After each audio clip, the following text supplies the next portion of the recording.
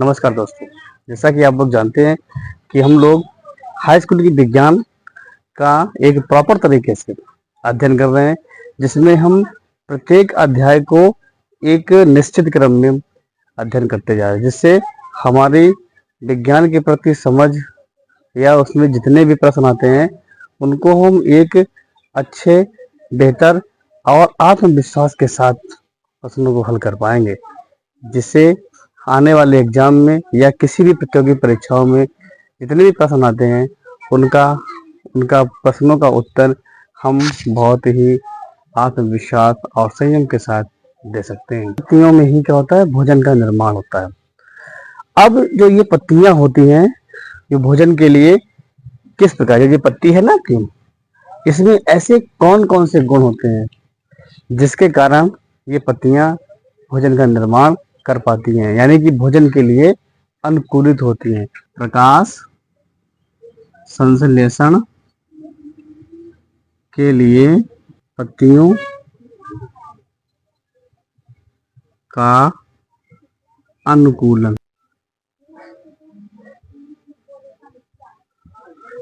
यानी कि प्रकाश संश्लेषण के लिए पत्तियां अनुकूलित क्यों होती हैं, ऐसे इसमें कौन कौन से विशेष गुण पाए जाते हैं, जिन जिन विशेष गुणों के कारण पत्तियां जो होती हैं वो प्रकाश संश्लेषण के लिए अनुकूलित होती हैं।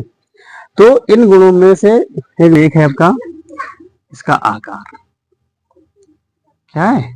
पत्ती का आकार। आकार नहीं मतलब इसकी बनावट कैसी होती है। तो ज्यादातर जो पौधे होते हैं उनकी ज्यादातर जो पत्तियां कैसी होती है, चपटी होती है। चपटी होने से क्या होगा, चपटी होने से उनका सतह का विस्तार ज्यादा होता है, यानी वो उनका सतह ज्यादा होता है, जिससे वो फैली रहती है जो दूर तक। जब फैली होगी तो उससे हमें क्या लाभ होता है, उससे हमें दो लाभ होते हैं। क्या इसका आकार कैसा होता है, चपटा होता है। कैसा होता है, चपटा होगा। चपटी होने से क्या होगा, इसका सतह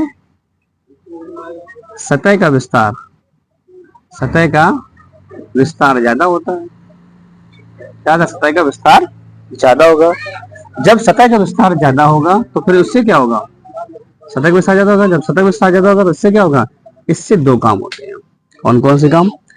एक काम होता है कि जो इसमें पत्ती पर पड़ने वाला प्रकाश है, क्या जो प्रकाश पड़ता है उस प्रकाश की अधिक मात्रा, ठीक है, अधिक मात्रा पत्ती पर पड़ पाती है, यानी कि अधिक से अधिक मात्रा पत्ती पर पड़ती है। दूसरा क्या होता है इसके अलावा, जो आपका इसमें प्रकृति में यानी वायु में जो पाई जाने वाली कार्बन डाइऑक्साइड है, CO2, वो उसका सतह ज्यादा होने की वजह से क्या होता है, वो अधिक मात्रा को अवशोषित कर लेते हैं, यानी कि कार्बन डाइऑक्साइड की अधिक मात्रा को अवशोषित करते हैं। ठीक, इसकी अधिक मात्रा इसकी भी। तो दो काम करते हैं। सतह चपटा होने की वजह से क्या होगा, उसका सतह का क्षेत्रफल ज्यादा होगा। सतह का क्षेत्रफल ज्यादा होने की वजह से क्या होता है, प्रकाश की अधिक मात्रा को अवशोषित कर देंगे। दूसरा क्या है, कार्बन डाइऑक्साइड की अधिक मात्रा का अवशोषण होगा। क्या होगा, इन दोनों का अधिक मात्रा का क्या होगा, अवशोषण ज्यादा पड़ेगा, अवशोषण होगा, और इसका भी क्या होगा, अधिक मात्रा का अवशोषण हो जाएगा। किसका, कार्बन डाइऑक्साइड का अधिक अवशोषण होगा और प्रकाश की अधिक मात्रा का भी अवशोषण होता है। किसकी वजह से, चपटा होने की वजह से। दूसरा क्या कारण है, दूसरा है पत्तियों में रंध्र पाए जाते हैं। क्या पाए जाते हैं, रंध्र मतलब स्टोमेटा। ये क्या होता है, स्टोमेटा। जो पत्तियों की दो सतह होती हैं, एक ऊपर वाली सतह, एक सतह नीचे वाली। ऐसे पत्ती लगी होती है, जो ऊपर सतह इसको ऊपर सतह का बोलेंगे, इसको बोलेंगे नीचे सतह।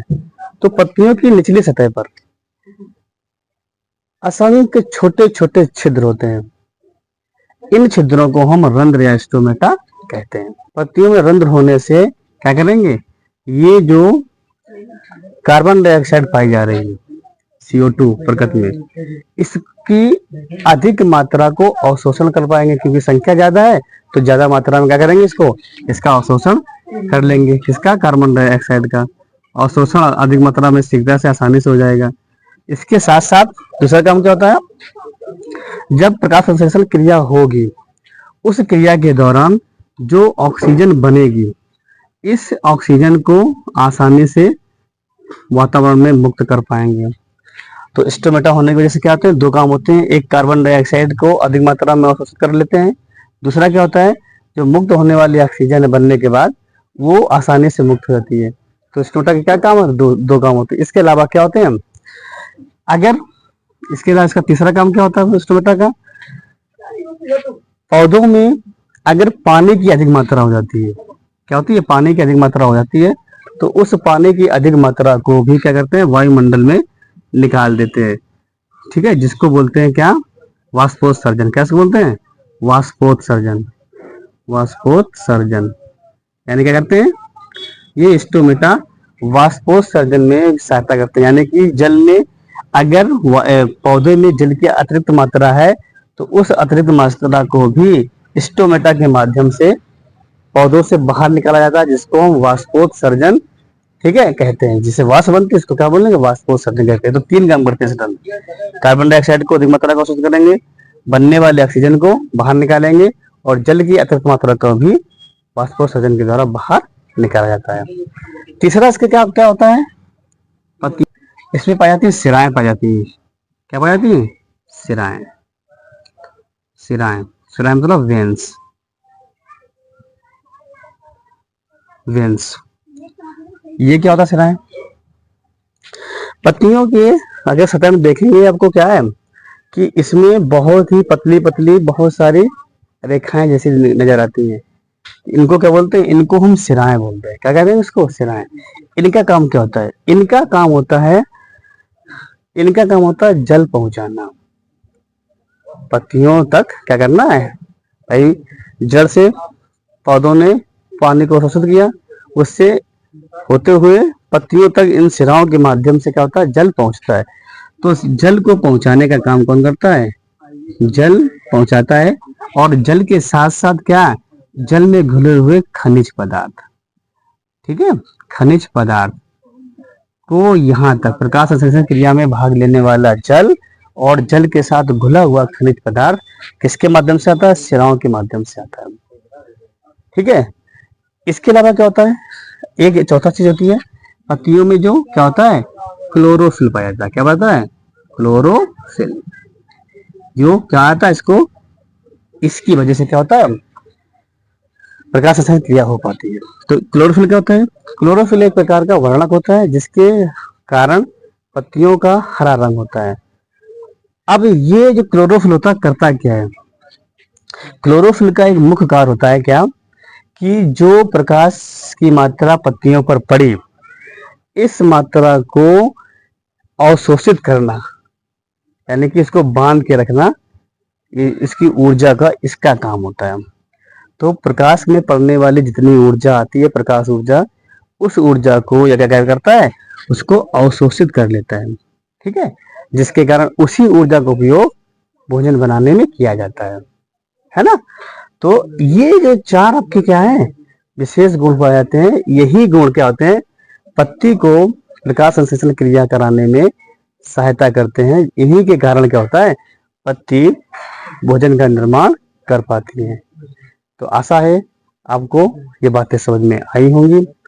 उनकी छोटी छोटी बातों को समझते हुए हम आगे बढ़ेंगे। आप हमारे साथ जुड़े रहें। हम इसमें जो भी वीडियो में जो भी कमी रह जाए, आपको हमें कमेंट बॉक्स में लिख करके सूचित करें।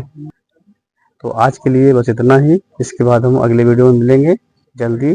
तो आज नमस्कार, जय हिंद।